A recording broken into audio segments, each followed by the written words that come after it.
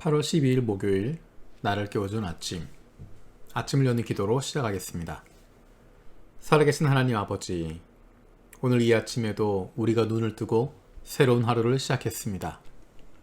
이 아침에 어느 곳에서든지 하나님 아버지 앞에 나온 우리를 돌아보아 주시고 주님의 말씀을 주시옵소서. 오늘도 우리를 향하신 하나님의 음성을 듣게 하시고 그 말씀 앞에 결단하고 순종하며 살아가길 원합니다. 예수님 말씀을 행하는 사람이 되어서 큰 홍수에도 흔들리지 않는 반석 위에 집 짓는 저희들이 되게 하여 주시옵소서.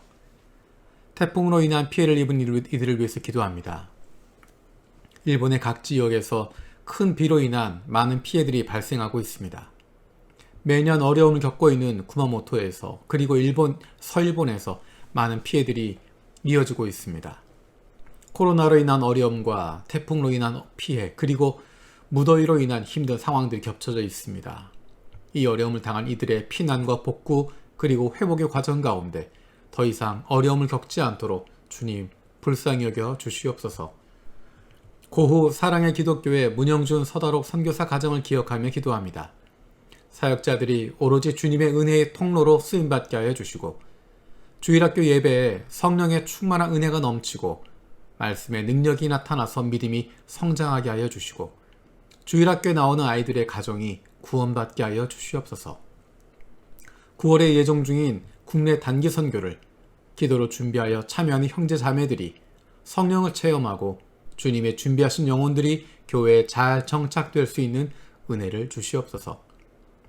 중국부에서 사역하는 위동 전도사를 위해서 기도합니다. 청년부, 중고등부의 좋은 리더십이 세워질 수 있게 해주시고 새로운 교회 개척을 위해 신코이와 근처에 좋은 장소가 허락되게 하여 주시옵소서. 코로나 상황 속에 있는 한국과 일본의 화해와 일치를 위해서 기도합니다. 양 국민에게 복음의 능력으로 예수님의 십자가 앞에서 회개와 화해의 역사가 일어나게 하여 주시옵소서. 날마다 코로나 확진자의 수가 더하고 있습니다. 코로나로 인한 두려움에 움츠러드는 것이 아니라 코로나로 어려움을 겪는 이들을 돌아볼 수 있는 하나님의 자녀들이 되게 하여 주시옵소서. 코로나로 어려움을 겪는 이들을 돌보고 방역에 힘쓰고 있는 의료진들의 안전과 건강을 붙들어 주시옵소서. 코로나에 걸린 이들이 건강하게 회복되고 육신적으로, 정신적으로, 그리고 영적으로 어려움을 당하지 않도록 보호하여 주시길 바랍니다. 지금까지도 어려웠는데 더 힘들어지는 상황 속에서 고통받고 있는 이들을 불쌍히 여겨 주시옵소서. 가정의 가장들이 가족을 어떻게 부양해야 할지 막막하고 힘들고 답답한 상황 속에 있습니다. 사업하는 이들이 직원들의 생계를 어떻게 지켜줄 수 있을지 막막한 상황에 몰려 있습니다. 하나님께서 피할 길을 주시고 도움의 손길을 보내주시길 바랍니다. 지혜를 주시고 결단력을 주시고 하나님을 신뢰하고 나아갈 수 있는 믿음을 갖게 하여 주시옵소서. 이 어려움의 시기가 의미 없이 도망쳐 다니는 기간이 아니라 오히려 더욱 하나님과 친밀해지고 솔직한 마음으로 하나님 아버지께 고백할 수 있는 기회가 되게 하여 주시길 원합니다. 진학을 위해 준비하는 자녀들을 위해서 기도합니다. 대학교 진학을 위해서 준비하는 자녀들, 고등학교 진학을 위해서 그리고 중학교 진학을 위해서 준비하는 하나님의 자녀들이 있습니다. 한 걸음 한 걸음 나아가는 가운데 하나님께서 그 걸음을 인도하여 주시옵소서. 공부해야 하는 이유를 알게 하시고 공부할 수 있는 집중력과 이해할 수 있는 지혜를 주시옵소서. 그 무엇보다도 하나님을 사랑하고 섬기는 마음을 갖게 하여 주시옵소서. 육신의 연약함을 가지고 있는 지체들을 위해서 기도합니다. 그 회복을 위하여 기도하는 기도를 들어주시고 응답하여 주시옵소서. 함께 기도하는 가족들을 위로하여 주시고 이러한 육신의 연약함으로 인하여 가족이 하나가 되고 하나님께로 가까이 나아갈 수 있는 기회가 되게 하여 주시옵소서. 믿음을 잃어버리지 않게 하시고 확신을 가지고 감사함으로 간구하게 하여 주시옵소서. 특별히 아픈 자녀들의 건강을 위해서 기도합니다. 아픈 자녀를 위해서 부모가 해줄 수 있는 것이 아무것도 없어서 더욱 마음이 아프고 힘듭니다. 하나님의 사랑하시는 아들이요 딸이오니 아버지 되신 하나님께서 돌보아 주시고 회복시켜 주시고 소생하게 하여 주시옵소서. 나쁜 암세포들 예수 그리스도의 이름으로 사라지게 하여 주시고 치료의 광선으로 저들의 아픈 부위를 비추어 주시길 원합니다. 예수 그리스도의 치료의 손길로 안수하여 주시고 새로운 세포들이 소생하게 하여 주시옵소서. 오늘도 우리에게 하나님의 말씀을 주셔서 그 말씀에 비추어 우리가 있는 자리를 깨닫게 하여 주시옵소서. 내가 있는 곳마다 복을 받게 되는 것이 아니라 내가 있는 자리가 좋은 자리가 되는 것이 아니라 내가 하나님 곁에 있는지 하나님 편에 서 있는지 올바르게 깨닫게 하여 주시고 만약 하나님 편에 서 있지 않다면 그 자리를 벗어나 있다면 다시 하나님께 돌아갈 수 있는 믿음의 결단이 있게 하여 주시옵소서. 감사드리고 예수님의 이름으로 기도드립니다. 아멘. 오늘 함께 읽을 말씀은 함께 묵상할 말씀은 이사야서 63장 1절에서 14절까지입니다. 8월 말까지는 매일 성경에 있는 본문으로 아침에 말씀을 같이 나누도록 하고 있습니다. 그리고 9월 1일부터는 창세기부터 시작해서 1년 동안 함께 성경을 읽어나가면서 말씀을 묵상하기를 원합니다. 오늘은 그 가운데 63장 7절에서 14절 말씀을 살펴보려고 합니다. 이사야 63장 7절에서 14절입니다. 나는 주님께서 베풀어 주신 변함없는 사랑을 말하고 주님께서 우리에게 하여 주신 일로 주님을 찬양하였습니다. 주님께서 우리 모두에게 베푸신 은혜, 그의 긍휼과 그의 풍성한 자비를 따라서 이스라엘 집에 베푸신 크신 은총을 내가 전하렵니다. 주님께서 이르시기를 그들은 나의 백성이며 그들은 나를 속이지 않는 자녀들이다 하셨습니다. 그런 다음에 그들의 구원자가 되어주셨습니다.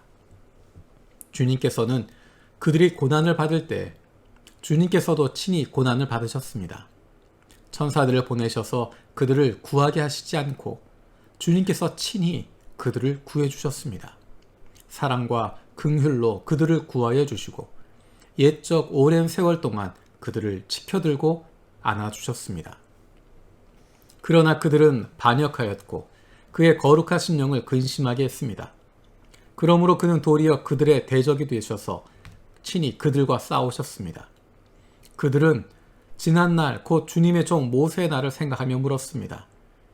그의 백성 곧 양떼의 목자들을 바다로부터 올라오게 하신 그분이 이제는 어디에 계시는가?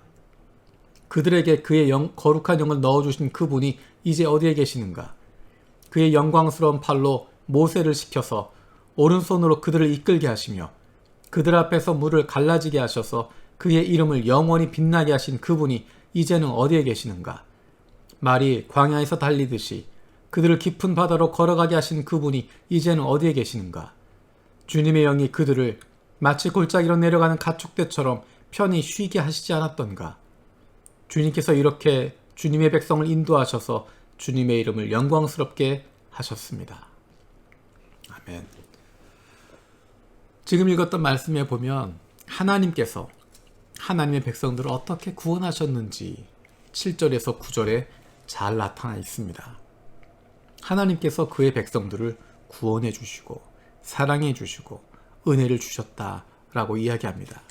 재미있는 구절은 특별히 인상 깊었던 구절은 9절에 있는 주님께서 친히 고난을 받으셨다. 그들이 고난을 받을 때에 주님께서도 친히 고난을 받으셨다. 주님께서 친히 그들을 구해주셨다. 천사들을 보내셔서 그들을 구하게 하시지 않고 주님께서 친히 그들을 구해주셨다. 사랑과 긍휼로 그들을 구하여 주시고 옛적 오랜 세월 동안 그들을 지켜들고 안아주셨다. 친히 구해주셨다. 고통을 당할 때, 고난을 당할 때 친히 고난을 같이 당해주셨다. 다른 천사를 시키는 것이 아니라 주님께서 친히 구해주시고 돌보아 주시고 지켜들고 안아주셨다. 얼마나 사랑하는 모습을, 얼마나 소중하게 여기는 모습인지를 볼 수 있습니다. 그런데 그것과 대조되는 것이 10절에 있는 내용입니다. 그러나 그들은 반역하고 그의 거룩하신 영을 근심하게 했습니다. 그러므로 그는 도리어 그들의 대적이 되셔서 친히 그들과 싸우셨습니다. 하나님이 이렇게 사랑하시는데, 이렇게 아끼시는데, 이렇게 소중하게 여기시는데, 그러나 그들은 반역하고 라고 이야기합니다. 하나님을 반역하고 하나님께 대적하고 하나님을 근심하게 만들었다는 것입니다. 하나님을 떠났다는 것입니다. 하나님 편에 서 있는 것이 아니라 그 반대편에 서게 되는 것입니다.